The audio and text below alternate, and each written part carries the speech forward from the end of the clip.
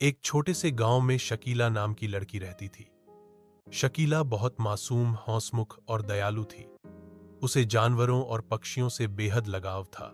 एक दिन उसे रास्ते में एक घायल तोता मिला। उसका पंख टूटा हुआ था और वह उड़ नहीं पा रहा था। शकीला ने तुरंत तोते को उठाया, अपने घर लाई और उसकी देखभाल करने लगी। धीरे धीरे तोते का घाव भर गया और वह ठीक हो गया। तोता धीरे धीरे शकीला का सबसे अच्छा दोस्त बन गया। वह दिन भर चहचहाता, शकीला शकीला कहकर उसे बुलाता। जब भी शकीला उदास होती, तोता उसे हंसाने के लिए अजीब अजीब आवाजें निकालता। गांव वाले कहते, ये तोता तो जैसे शकीला की परछाई बन गया है। शकीला और तोते के बीच इतना गहरा रिश्ता बन गया कि दोनों एक दूसरे के बिना अधूरे लगते।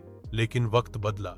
एक दिन शकीला के पिताजी ने कहा, बेटी, अब तोता पूरी तरह ठीक हो चुका है, उसे आजाद कर दो। परिंदों की असली जिंदगी पिंजरे में नहीं, आसमान में है। शकीला के लिए यह फैसला बहुत मुश्किल था। उसकी आंखों में आंसू भर आए, लेकिन उसने समझ लिया कि असली मोहब्बत वही होती है जिसमें हम अपने प्रिय को उसकी आजादी दे सकें। उसने पिंजरे का दरवाजा खोला और कहा, जा मेरे दोस्त, उड़ जा, आसमान तेरा इंतजार कर रहा है।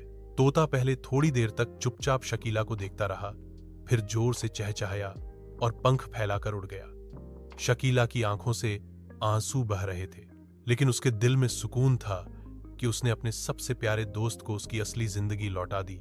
सीख, यह कहानी हमें सिखाती है कि सच्चा प्यार कभी स्वार्थी नहीं होता। अगर हम सच में किसी से प्यार करते हैं तो उसकी खुशी और आजादी को अपनी खुशी से ऊपर रखना चाहिए।